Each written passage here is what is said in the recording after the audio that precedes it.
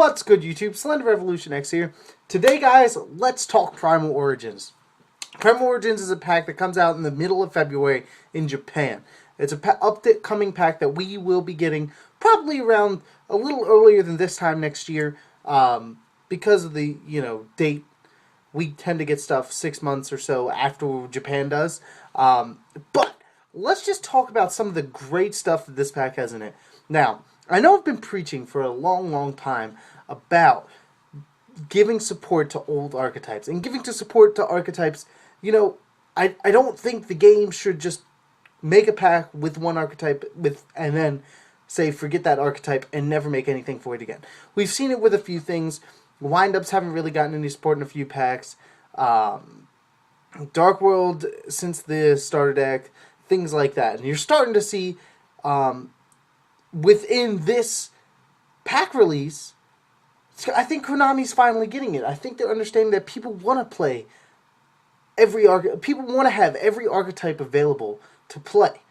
And that's something that Primal Origins is definitely keying into, which is great. I don't care if it's just one card in that pack, but it's just great to see things coming back and being able to use new cards in old archetypes.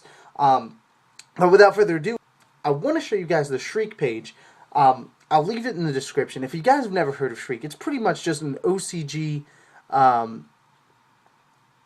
updated page. Kind of like a blog kind of thing, but it just gives you news and tournament reports and stuff from things in Japan. So they tend to get pack releases prior to us, and things like that. So I'm going to show you guys. There's so much great stuff in this deck. Let's just take a look from the top. There's new Galaxy stuff, which is something that they've been giving support to for quite a while now. I honestly think it's only a matter of time before that deck gets good, because with so much support, it's got to get good eventually. Artifact cards, a new Bujin monster, Hirum. This card cannot be normal summoned or set. This card can only be special summoned by removing a War God, aka Bujin monster, from your graveyard for play, except a Hirum. If this card was special summoned this way, is destroyed by your opponent's sent to the graveyard, you can activate this effect. Discard one card from your hand. Afterwards, your opponent select one card in their hand and discard it. You can only control one face-up Hirum at a time. It's awesome to see War Gods getting support. Mecha Phantom Beast getting support. Hazy Flame getting support.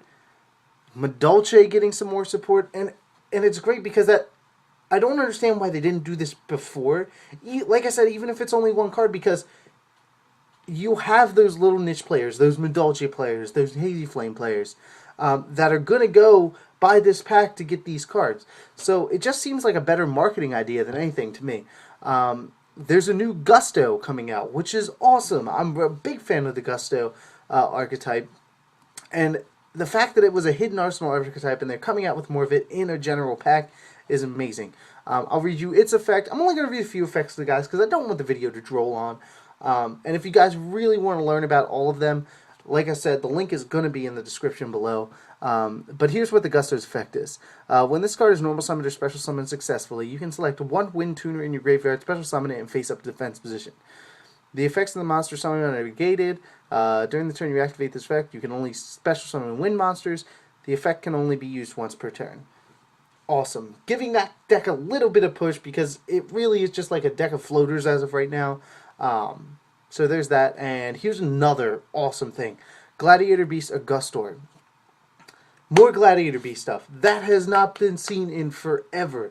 So seeing this is great, guys. I mean, this is just, I think it's giving a whole new aspect to the game. But this is a level 8 Gladiator Beast. When this card is successfully special summoned by the effect of a Gladiator Beast, you can special summon one Gladiator Beast monster from your hand in face-up defense position.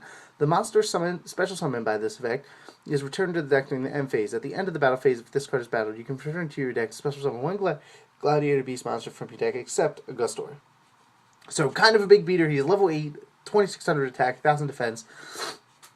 But Gladiator Beast support, none the least. Rawr. The next one is Fierce God of the Dark World. More Dark World support.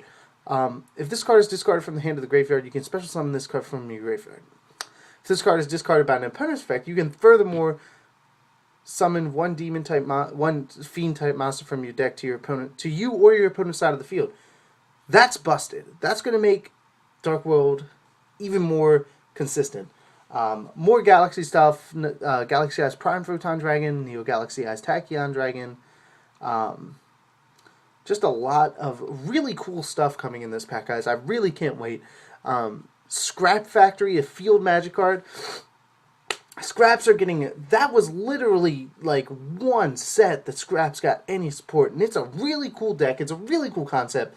And it's nice to see them giving this stuff. So this is a field magic card. While this card is face up on the field, all Scraps gain 200 attack and defense. Meh. Also, if a Scrap monster on the field is destroyed by a card effect and sent to the graveyard, you can special summon one Scrap monster from your deck. The effect of Scrap Factory can only be used once per turn. So this card with Scrap Storm is ridiculous. So I think we're going to see a lot of different decks surfacing with the release of this pack. Granted, we don't have a while. I just wanted to give you guys like a little tidbit to kind of get excited about. There's a few other cards up here on Shriek. You kind of have to scroll down. It's a little bit of older news, but I'm just finally getting a chance to explain it and go through it. But it's really exciting, guys. I'm really pumped for this pack. I think it's great that finally we're getting some support for older archetypes. Who knows, maybe in further packs you'll see Crystal Beast support. Things like that, you know, things that we haven't seen in a long time that, you know, were really popular decks and really popular archetypes that that really do have a niche of people that want to play this deck, but you just can't be competitive with it. So it's cool to see this. If you guys like this video, please give it a thumbs up. It really helps me out. If you guys have any comments, you know, about Primal Origin, about the cards coming out, please just leave them in the comment section below. I love to hear from you guys. And as you know, I do my best to try to get back to you guys on a regular basis. And as always, guys, remember to subscribe to Join Me Revolution Day. This is Slendy Revolution X signing out, and I will see you guys next time. Take it easy.